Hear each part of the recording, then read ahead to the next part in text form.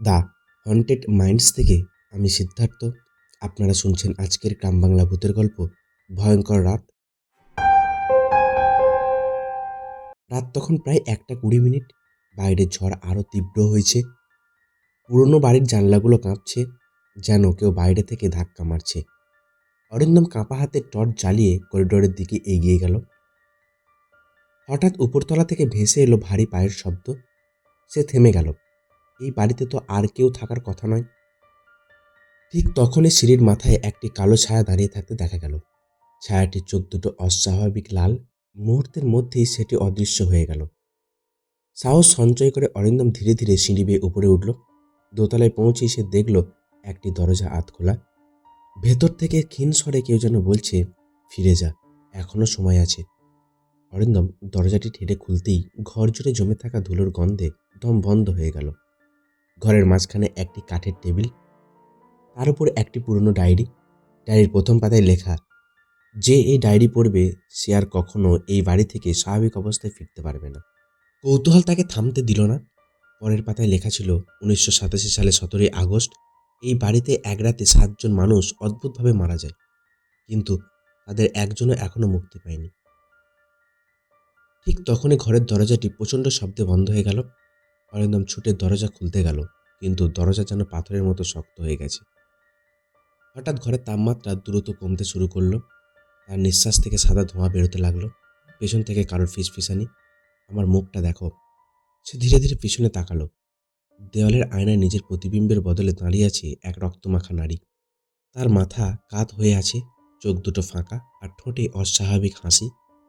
অরিন্দম চিৎকার করে পিছিয়ে পড়তেই আয়নাটি নিজে থেকেই ভেঙে পড়ল। ঝনঝন শব্দে কাঁচের টুকরো মেঝেতে ছড়িয়ে পড়ল, কিন্তু আশ্চর্য, কোনো কাঁচের টুকরোতেই অরিন্দমের প্রতিচ্ছবি নেই, বরং প্রতিটি টুকরোতেই সেই নারীর মুখ। তারপর হঠাৎ সব আলো নিভে গেল। অন্ধকারের মধ্যে একটি মাত্র কণ্ঠস্বর ভেসে এলো, আজ থেকে তুমিও এই বাড়ির একজন। আর ঠিক সেই মুহূর্তে অরিন্দম অনুভব করলো বরফ ঠান্ডা একটি হাত তার কাঁধে এসে পড়েছে। অরিন্দম অনুভব করলো বরফ ঠান্ডা হাতটি ধীরে ধীরে তার কাঁধ চেপে ধরছে। সে ঘুরে দাঁড়াতেই কেউ নেই, কিন্তু মেঝেতে জমে থাকা ধুলোর উপর একের পর এক ভেজা পায়ের ছাপ তৈরি হতে লাগলো, যেন অদৃশ্য কেউ তার সামনে হাঁটছে। পায়ের ছাপগুলো তাকে নিয়ে গেল বাড়ির এক গোপন কক্ষে। বহু বছরের ধুলোয় ঢাকা সেই ঘরের মাঝখানে একটি লোহার বাক্স। বাক্সটি খুলতেই ভেতরে পাওয়া গেল কিছু পুরনো ছবি, একটা রক্তমাখা লকেট এবং একটি চিঠি।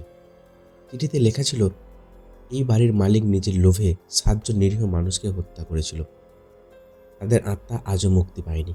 সত্য প্রকাশ না পাওয়া পর্যন্ত এই বাড়িতে যেই আসবে সেই অভিশাপের অংশ হয়ে যাবে। হঠাৎ পুরো বাড়ি কেঁপে উঠল। চারিদিক থেকে অস্পষ্ট ছায়াগুলি এগিয়ে আসতে লাগলো, কিন্তু তাদের মধ্যে একটা ছোট্ট মেয়ের আত্মা অরিন্দমের দিকে তাকিয়ে বলল, আমাদের মুক্তি দাও, সত্যটা সবাইকে জানাও। অরিন্দম বুঝল এই অভিশাপ ভাঙার একটাই উপায়, সত্যকে লুকিয়ে না রেখে প্রকাশ করা। সে লকেটটা হাতে নিতেই পুরো ঘর জুড়ে একটি তীব্র আলোর ঝলকানি ছড়িয়ে পড়ল। ছায়াগুলো যেন যন্ত্রণায় চিৎকার করতে লাগলো। তার বাড়ির প্রতিটি দেওয়ালে অদ্ভুত ফাটল দেখা দিল। ঠিক তখনই সিঁড়ির মাথায় সেই কালো ছায়াটি আবার দেখা দিল। এবার তার চোখে আগের মতো ক্রোধ নয়, বরং প্রতিশোধের আগুন। সে ধীরে ধীরে অরিন্দমের দিকে এগিয়ে এলো। কালো ছায়াটি কাছে আসতেই অরিন্দম সাহস করে লকেটটি তার দিকে তুলে ধরল। মুহূর্তের মধ্যেই ঘর ভরে গেল তীব্র সাদা আলোয়। একটি বিকট আর্তনাদ শোনা গেল। তারপর চারিদিকে নেমে এলো গভীর নীরবতা। যে 7টি আত্মা একদিন বাড়িতে বন্দী ছিল, তারা একে একে আলোর মধ্যে মিলিয়ে যেতে লাগলো। ছোট্ট মেয়েটি শেষবারের মতো অরিন্দমের দিকে তাকিয়ে মৃদু হাসল, ধন্যবাদ, আমরা মুক্তি পেলাম। পরের দিন ভোরে গ্রামের মানুষ বহু বছর পরে প্রথমবারের মতো বাড়িটির দরজা খোলা দেখতে পেল। অরিন্দম অচেতন অবস্থায় বাইরে পড়েছিল। তার হাতে তখনও সেই পুরনো ডায়েরি। পুলিশ তদন্ত করে জানতে পারল বহু বছর আগে সত্যি এই বাড়িতে 7 জন মানুষ নিখোঁজ হয়েছিল, কিন্তু ঘটনাটি এখনো প্রকাশ পায়নি। ডায়েরিতে লেখা তথ্যের ভিত্তিতে অপরাধের ইতিহাস সামনে আসে। কয়েক সপ্তাহ পর বাড়িটি ভেঙে ফেলা হয়। সবাই ভাবল অভিশাপ শেষ, কিন্তু গল্প এখানেই শেষ নয়। এক রাতে অরিন্দম নিজের ঘরে বসে সেই ঘটনার উপর লেখা বই পড়ছিল। হঠাৎ বইয়ের শেষ পাতায় নতুন একটি শব্দ ফুটে উঠল, তুমি সত্য প্রকাশ করেছ। কিন্তু আমাকে মুক্তি দাওনি। আমি আবার ফিরব। অরিন্দম ভয়ে বইটি বন্ধ করল। ঠিক তখনই তার ঘরের আয়নায় ধীরে ধীরে ভেসে উঠল সেই পরিচিত লাল দুটি চোখ। ঘরের আলো একবার জ্বলে উঠল, আবার নিভে গেল।